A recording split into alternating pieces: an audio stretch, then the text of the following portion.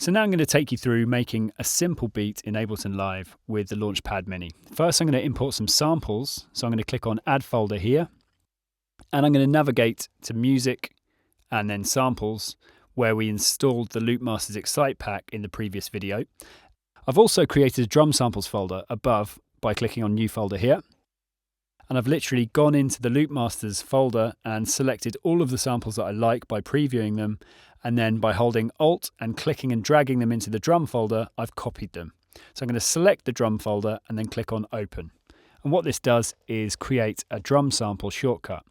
And now I can preview all of the samples in the drum samples folder by clicking on them.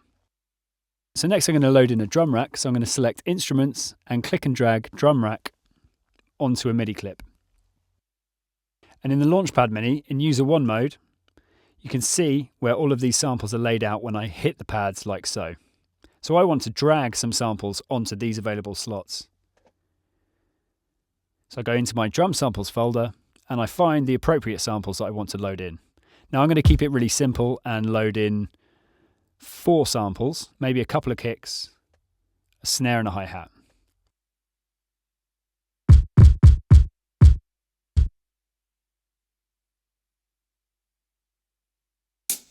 Maybe a hi-hat here, and a snare. I'm going to click and drag that onto this slot here. So now you can hear the samples and how they're laid out. So when I'm ready to record, what I need to do first is tap a tempo to something that is suitable. Perhaps a bit slower, and then when I'm happy I drag it, and I've selected 70 BPM. Then I need to go into the Edit menu and select Record Quantization 16th notes, which means everything I play in will be quantized or snapped to a grid and won't sound sloppy. When I'm ready, I hit Session button, and to record into a clip, I simply hit the first clip and it begins recording. Then I want to jump back into User 1 mode and start playing along, like so.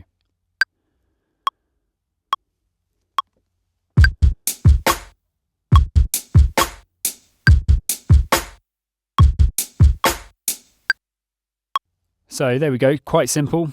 But when I'm happy, I double click on the clip, and what I'm going to do is drag the beginning points, or the start points, and the end locators so that I've got a 4-bar loop. Go into session mode and I can see that my clip is there.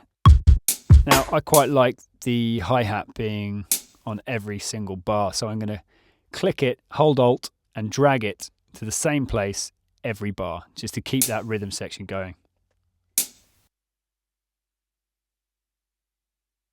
So now I just want to add a little fill at the end. So I'm going to copy this snare sample, and by holding Alt I can click and drag it and copy it, and once more.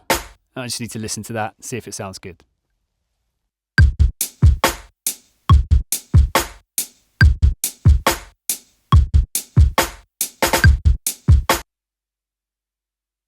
So moving on, I'm going to select an instrument now. And I'm going to go to Instrument Rack and select, I think, a pad. So I'm going to go to Pads, and I can preview the pad sounds by clicking on them. When I've found one that I like, I click and drag it into an empty space. And in User 1 mode, I can start playing the synth with the Launchpad. So when I've found something that's acceptable, I go back into session mode and I simply play the beat, hit the pad next to the beat to record into the next slot, jump into User 1 mode and start playing my piece in.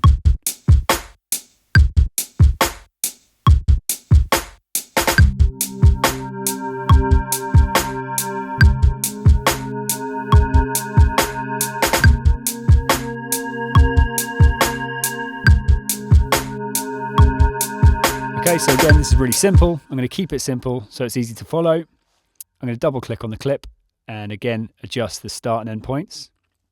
So we've got a nice 4-bar loop.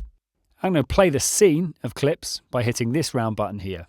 Turn the click off.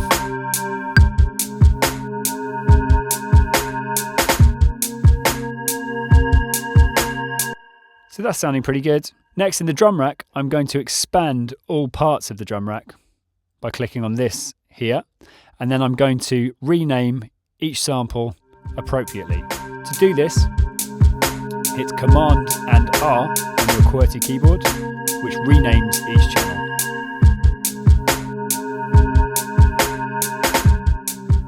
Okay, so on the snare, I'm going to add some effects. So I'm going to click on the snare channel and then click on Audio Effects and go to Reverb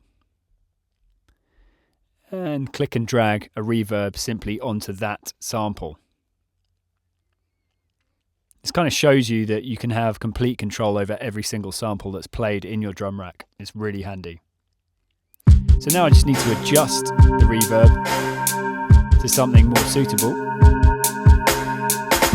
Now this is all down to preference, so you need to just change your parameters until what you hear sounds suitable in your head. I'm not going to go too in depth here, I'm just going to keep it quite simple so we can move on and build up the rest of the track. Okay, so that sounds pretty good. I'm going to minimize the drum channel. And next, I'm going to add a sidechain to the pad that's going to be triggered by the kick. So I'm going to go to Audio Effects, Compressor, and click and drag the generic compressor onto the pad channel. By clicking on this, I expand the options and then select sidechain, audio from drums, and in post effects, I change that to drum rack and the kick sample. And now I can adjust the ratio, attack, release, and threshold. Again, this is down to your own preference. I'm going to do something quick here until I get the desired effect.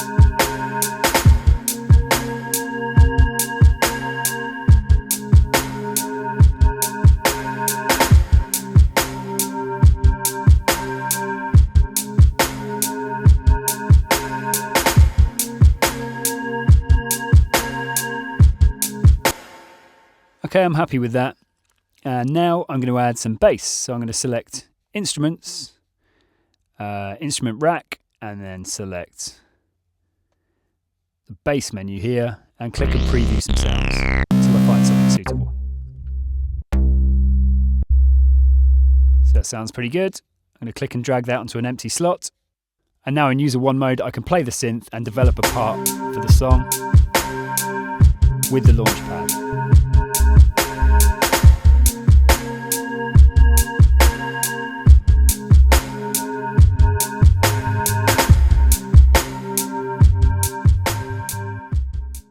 Once I've got something suitable, I'm going to trigger the two clips, hit the pad next to it to record into an empty slot, and then at a suitable time, play along.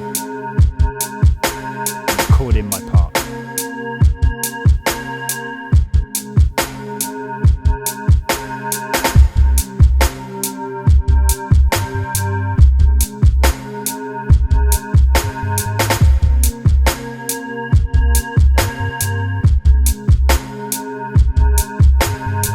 So it's really simple, but you get the idea. I'm going to double click into the clip and adjust the start and end points to make sure there's a nice 4-bar loop. Then I'm going to trigger the whole scene by hitting this button here. All of the round buttons on the right hand side, in session mode, trigger all of the scenes that you have in view. Now I need to change the volume of the pad. So to do this, hit the mixer button and you can control volume, pan, sends. You can stop individual clips, mute individual channels,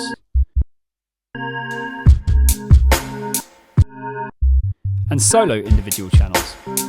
And at the bottom, you can record arm each channel. So I'm going to hit volume and I'm going to adjust the volume of the pad until it's suitable.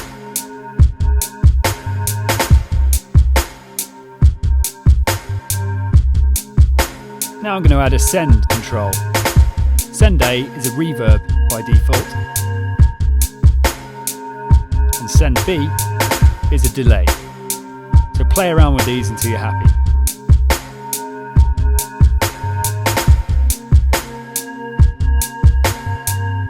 To stop all clips, hit the bottom right round button. So now I'm going to create multiple scenes simply by clicking on clips, holding Alt and dragging them below. So we can create a breakdown section and a build-up section, for example. You'll notice when you drag these clips, the LEDs update on the Launchpad, showing you where all of these clips are. So now I can play more of a song with sections. So I'm going to play the pad first.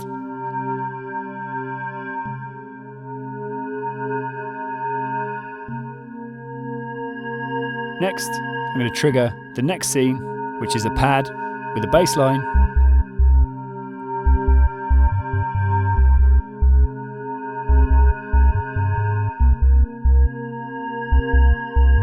And then I'm going to drop the drums, pad and bass line together. So now you've created a really simple song from a really simple beat. Don't forget you can adjust all the mixer parameters and send controls on the fly to make your song a little bit more interesting.